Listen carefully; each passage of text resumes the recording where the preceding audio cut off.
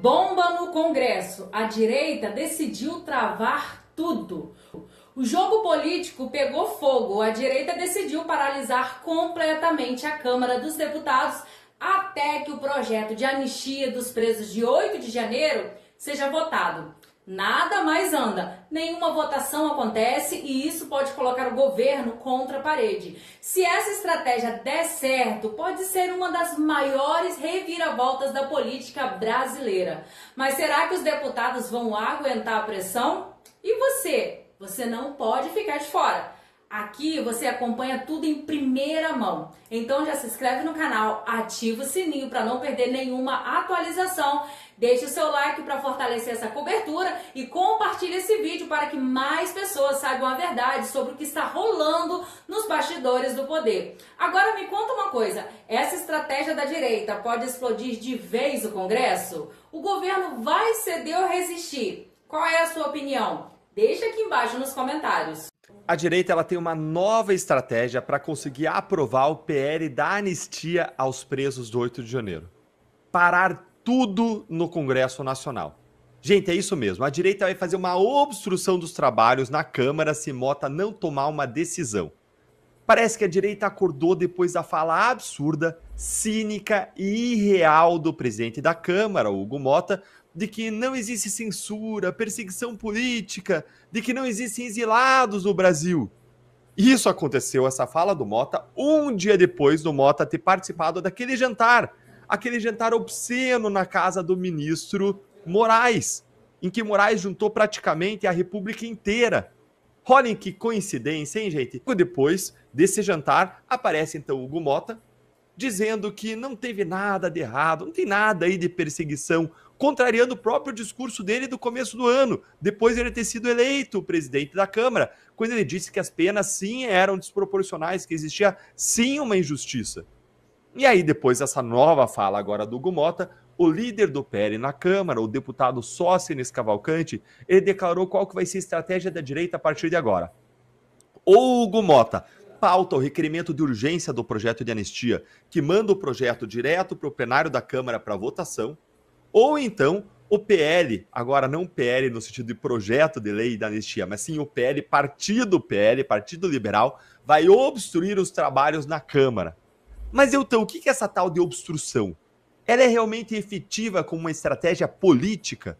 Fica aqui comigo que eu vou te explicar como que essa estratégia funciona. Foi algo que eu aprendi lá no Congresso, no tempo que eu fui parlamentar, meus longos 3 meses de parlamentar antes de ser cassado. E eu vou contar para você por que ela pode fazer toda a diferença para a aprovação do projeto da anistia. A obstrução em qualquer democracia é considerada uma estratégia legítima e que pode ser muito eficaz para se conseguir vitórias políticas. Aqui no Brasil, ela está inclusive prevista no regimento interno da Câmara dos Deputados, que define a obstrução como qualquer medida que é utilizada por deputados com amparo no regimento que obste ou que atrase a tramitação de uma matéria. Qual matéria? Qualquer matéria. O que a direita planeja fazer aqui é impedir ou atrapalhar que a Câmara dos Deputados aprove qualquer outro projeto enquanto a anistia aos presos do 8 de janeiro não for colocada em votação. Colocando de uma forma mais simples, é como se a direita fizesse a Câmara de refém, impedindo que outras matérias sejam votadas. Agora imagine então aí, a Câmara tem 513 deputados, cada um com seus próprios projetos, propostas, sua plataforma política e a necessidade de prestar contas para os seus eleitores nos seus estados. Além disso, a gente tem o governo federal, que também quer avançar suas propostas no Congresso para cumprir promessas de campanha e para entregar resultados para a população.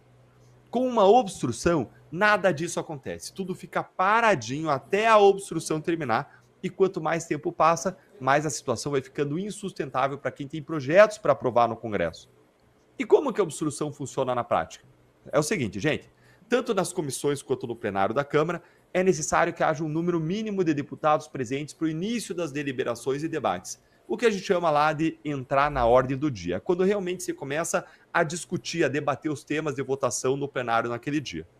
E esse número mínimo, que a gente chama de quórum, é a maioria absoluta dos membros da Câmara, ou seja, é metade mais um, é no mínimo 257 deputados que precisam registrar a presença no painel eletrônico, colocando ali o seu dedo no leitor biométrico que existe na frente de cada uma das cadeiras da Câmara.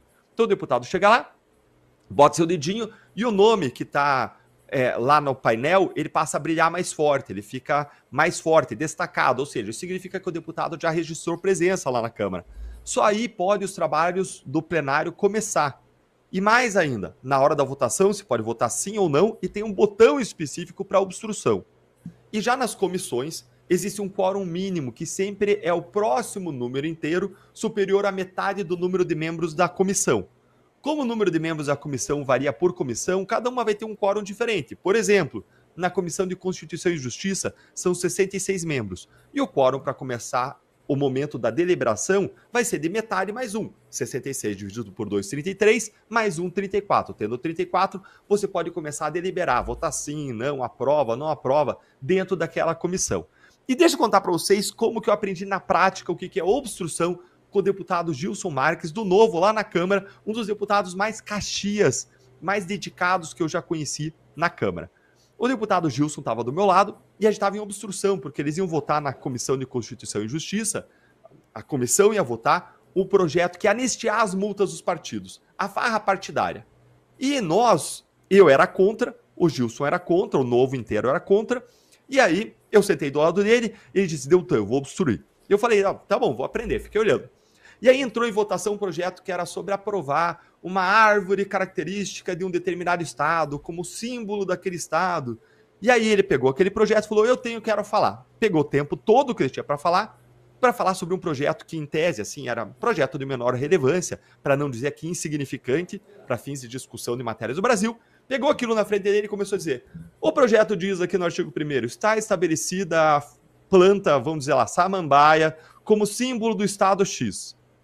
E aí o projeto diz mais isso aqui, artigo 1º, está estabelecida a samambaia, blá, blá, blá, blá, blá, blá. E ele ia lendo, e fazia um comentário, que legal a samambaia sendo estabelecida, muitos parabéns, e voltava aqui para ler, isso usava o tempo inteiro. E todo mundo usando o tempo inteiro, você não deixa a matéria avançar e chegar em votação. Você tem vários processos, vários projetos para votar numa pauta, e simplesmente não dá tempo de votar tudo. Isso é obstruir. Agora que você já entendeu o que é a obstrução e como é que ela funciona, vamos ver como que a direita pode efetivamente atrapalhar os trabalhos lá na Câmara. Só o PL tem 99 deputados federais, é a maior bancada da Câmara. Além disso, União Brasil e o PP têm 59 e 47 deputados, respectivamente. O PSD do Kassab tem 42. União, PP e PSD são os partidos considerados aí do centrão, ou então do centro-direita, no mapa ideológico da Câmara. Somando com o PL, eles totalizam 273 deputados, ou seja, se todos esses deputados entrarem em obstrução, a esquerda não tem quórum para deliberar nada no plenário, porque o número que sobra é o de 240 deputados. É claro que nem todos esses deputados, esses 273, vão ser de fato da direita, vão apoiar a direita ideológica, muitos ali são centrão fisiológico mesmo e vão votar com o governo Lula de olho fechado em troca de cargo, verbas, dinheiro, emenda. Então o número exato não é de 273. Mas eu trouxe esses dados aqui para a gente ter uma ideia do que a direita pode fazer se ela realmente se organizar na Câmara e se mobilizar em torno de um objetivo comum, que nesse caso é a anistia dos presos do 8 de janeiro. Então, respondendo àquela nossa pergunta inicial, a obstrução é uma estratégia política efetiva? Sim, e muito. E já faz tempo que a direita deveria ter tomado essa atitude em busca dos seus objetivos. E quantos mais deputados se unirem a essa obstrução, tanto melhor. Conta aí para mim agora a sua opinião. Essa explicação foi útil para você? Mas e aí? Você acha que essa estratégia da direita vai dar certo ou é arriscada demais? Comenta aqui embaixo. Bora continuar essa conversa?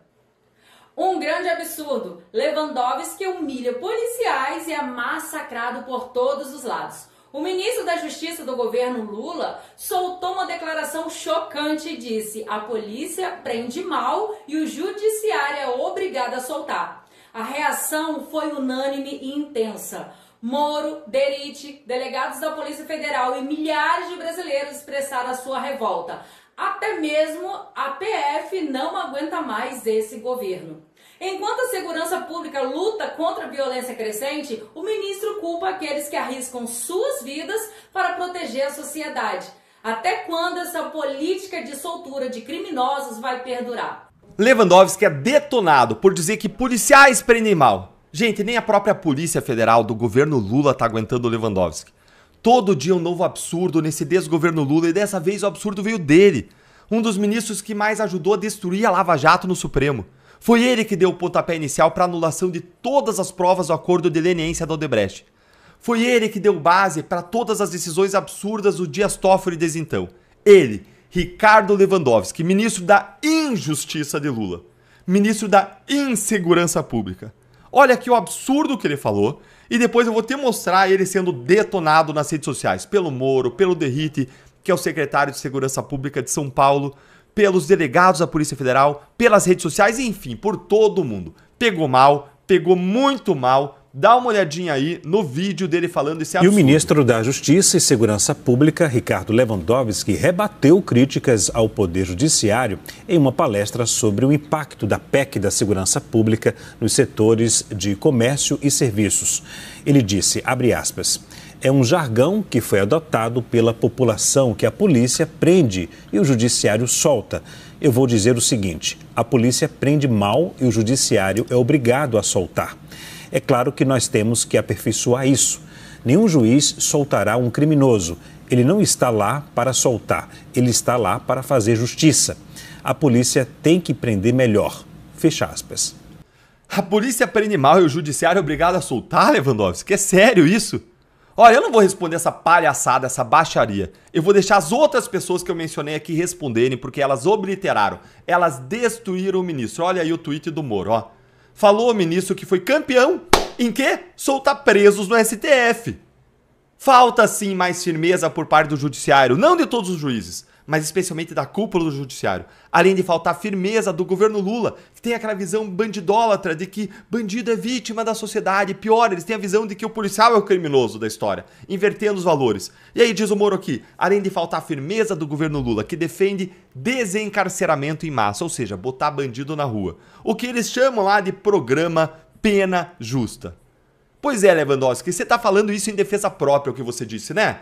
Porque você soltou muito bandido e agora você quer colocar a culpa na polícia, não é? Afinal, quando você estava no Supremo, você aliviou a barra para muito bandido e para muito condenado por corrupção, como, por exemplo, Lula, que indicou você para o Supremo. E quem lembra quando uma jornalista da Folha de São Paulo pegou você falando em um jornalista que o plano era amaciar pro Dirceu, hein? Lá no julgamento do Mensalão. Só que aí ela publicou a sua fala e você ficou envergonhado. Você teve que mudar o seu voto diante do escândalo para você não ser criticado pela imprensa e pela sociedade por vocês fazendo lá política, protegendo amigos, perseguindo inimigos, que é o que o Supremo Tribunal Federal tem feito ao longo de muito tempo. Bora aqui agora ver a pedrada do secretário de Segurança Pública, São Paulo Derrite, no Lewandowski, que deve ter atordoado, uma pedrada na cabeça. Olha aí.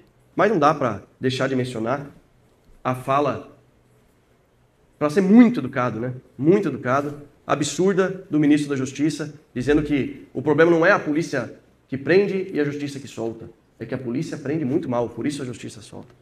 Então, Cássio e Arthur, nós estamos prendendo muito mal, viu? Os mais de 389 mil criminosos que os nossos policiais prenderam, ou as 16 vezes que aquele criminoso foi preso, que a capitã Jaqueline, de maneira brilhante, expôs isso ao vivo na Rede Globo, jogando toda a ficha criminal daquele criminoso. E segundo o ministro Lewandowski, a polícia prende mal. No mesmo dia que um policial civil no Rio de Janeiro sofre um disparo de arma de fogo por um fuzil, como copiloto de uma aeronave, de um helicóptero, tem essa fala desastrosa. E eu tenho muito respeito por ele. Apesar das besteiras que ele fala, a culpa não é dele. A culpa é de quem o escolheu para essa função, porque não tem a mínima noção do que deve ser feito, da onde ele está e o que tem que ser feito para combater o crime, principalmente o crime organizado no Brasil.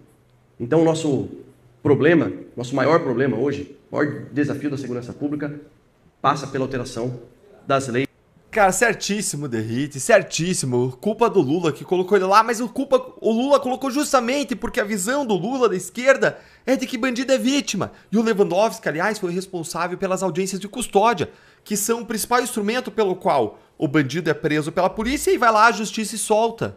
Você aprendeu, Lewandowski? Aprendeu aqui com o Derrite, com um dos melhores secretários de segurança pública do Brasil, de São Paulo. São Paulo, aliás, tem o menor número de roubos e homicídios em 24 anos.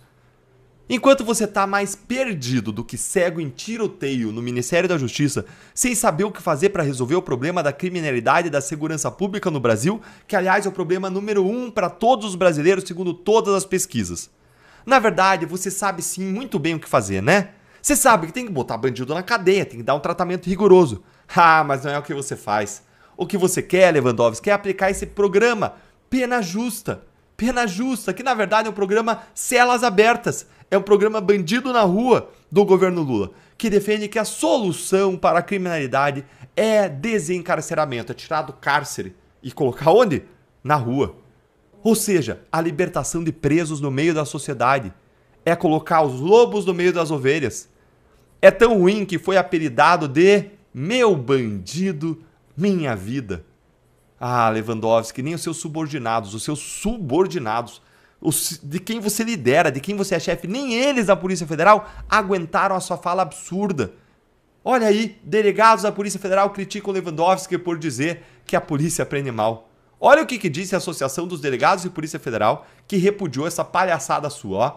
Consideramos tais declarações inconcebíveis, prejudiciais à integração entre as instituições do sistema de justiça. A ADPF vai permanecer vigilante, firme na defesa da Polícia Judiciária, da Polícia Federal e dos delegados federais. Ou seja, eles se sentiram atacados. Você consegue entender isso? O cara tá lá na frente, na trincheira, lutando, se expondo, correndo risco de vida, e você vai lá com uma metralhadora e pá, nas costas deles. Não no bandido, na tua própria tropa. Que vergonha que você é, desleal com a tropa. E a cereja do bolo, Lewandowski ainda foi ironizado e ridicularizado nas redes sociais com memes, que deve ser a coisa que o brasileiro mais faz bem. Olha esse meme aqui que diz muito. Exemplo da polícia prendendo mal e o judiciário tendo que soltar, né? Esse caso aí são a apreensão de mais de 50 milhões de reais lá no apartamento do Gedel Vieira Lima. Esse é o exemplo da polícia prendendo e o judiciário, tendo que soltar porque a polícia prendeu mal, né? Os corruptos, veja só. E aí, gente, qual foi a pedrada no Lewandowski que você gostou mais? Que te deu uma catarse, que te liberou mais emoção? Você viu, eu tô indignado, mas não tem como não estar indignado nesse vídeo. Conta pra mim nos comentários e presta atenção aqui. Se a fala do Lewandowski também revoltou você, tem muita coisa que você pode fazer. Pois é, gente. O Brasil já não aguenta mais ver as ruas tomadas pela impunidade. Agora fica aqui a grande pergunta: até quando vamos aceitar esse tipo de fala e ação dentro do governo? A visão de Lewandowski sobre a segurança pública reflete uma postura que desrespeita a lei e protege quem comete crime, ignorando as necessidades da população.